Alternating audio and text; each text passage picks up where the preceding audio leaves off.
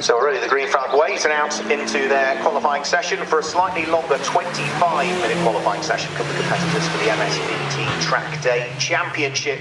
Longer session because for some, not necessarily all of the cars, there are 2 drivers to qualify, because come their race later on over the course of the day, it will be a 45 minutes race, which will include a mandatory pit stop in the middle of it. So we need to get both drivers qualified. I've got a rough idea of Cadwell. I think Cadwell will open.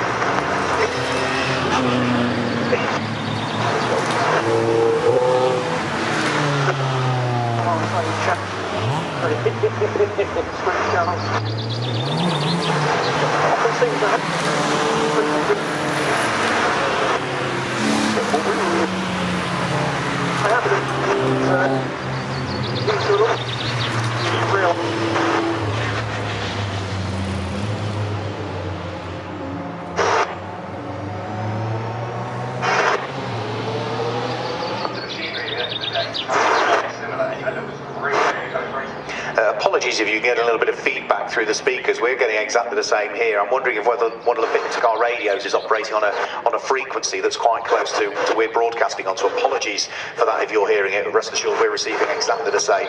Its class structure for this one is based on power to weight ratio in reality. So cars with the most power to weight running class B, that's between 151 and 175 brake horsepower per tonne. Those in class C have between 126 and 150 brake horsepower per tonne, and Class D cases for those with up to 125 brake horsepower per tonne, and all of that is checked by Total Track Limited, who run the mini challenge on their rolling road. They test the power at the hubs, they weigh the car as well, and then you know what the power is, you know what the weight is, and then slot it in to the appropriate class. And if you haven't submitted those details, doesn't mean you can't race, just means you drop into Class G, which is the guest class, until your power to weight ratio has been fully identified. The entry list is on page 7 of the electronic programme, page 7 of the electronic programme, and again, as far as we're aware, no amendments that we need to make you aware of, so they are as good as shown there. Now, what we need to do is pick up on drivers to watch out for in this session. We've only had one previous race, that was at Silverstone in the latter part of April, the 23rd and 24th of April. Tyler Motorsport, was the winner of that race. He secured top honours and claimed the win. Second in that race was Kevin Sterling. So John Tyler drives a number 71 BMW. Kevin Sterling is back out as well at the wheel of number 53 Renault Clio. Finished second in that race. Third in the race was the Unique Racing number 89 car that Charlie Polk shares with Adrian Pottinger. So they finished third in that race. The Apple Car Centre number 44 Renault Clio of Jordan Honeyburn. From about here, it's okay. Fourth in the race. Fifth was number 22 Darren Goes, who I don't think is in the entry list this weekend.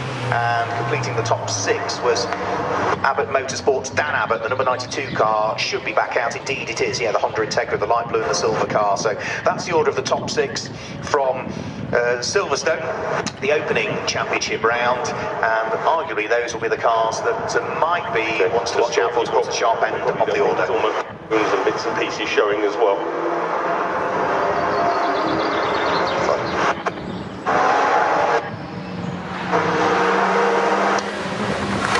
Welcome to round the Focus Cup in association with motorsport.net.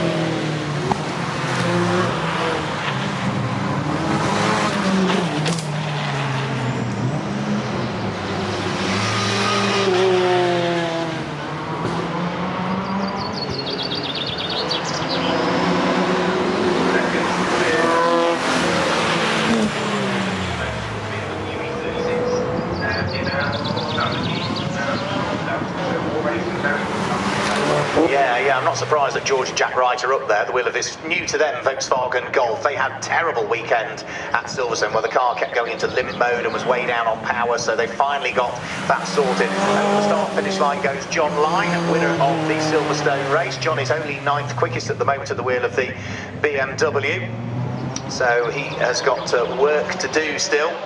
And with the sister BMW to it, the other 3 series that we've got in it, the McKee Motorsport one of Sam McKee and Rob Dowsett being several seconds quicker, John Line has got a bit of work to do here if he wants to haul himself up through the order. Plenty of time in which to do it, so it's a longer session, it's a 25-minute session, and we've still got just under 20 minutes of it still to go. So the George and Jack Wright number 46 Volkswagen just heading through the woodland section of the circuit. We don't know which driver is behind the wheel now. We will hopefully get notified as to who the starting drivers are for the race. Here comes Jordan Honeybone, the Apple Car Centre Clio over the start-finish line, and it goes onto the front row of the grid in the hands of Jordan. 1 minute 43.697 from him, so a good improvement. Here comes the George and Jack Wright Volkswagen Golf.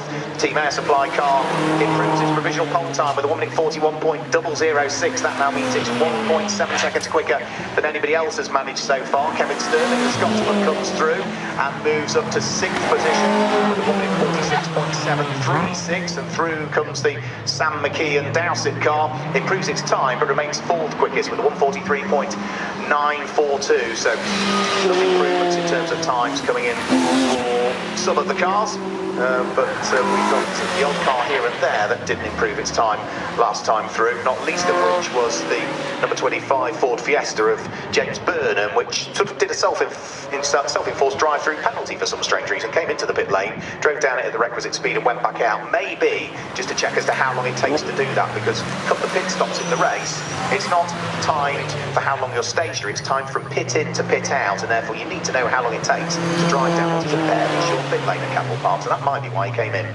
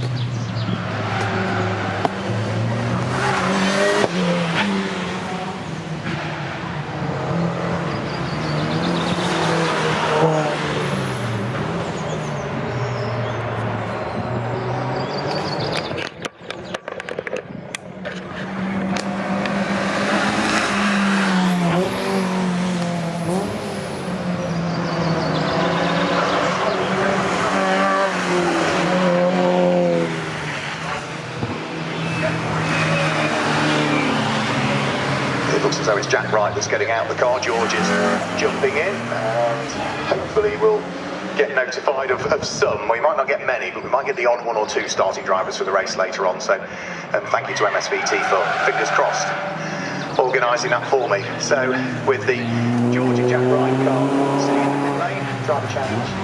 just taking place. George Wright out for the Enduro KA series here just a couple of weekends ago. He's got a busy day here, or busy weekend this weekend, because not only is he racing in his Volkswagen Golf in the Trackday Championship, he'll be out in a Citroen Saxo in the Trackday Trophy tomorrow as well.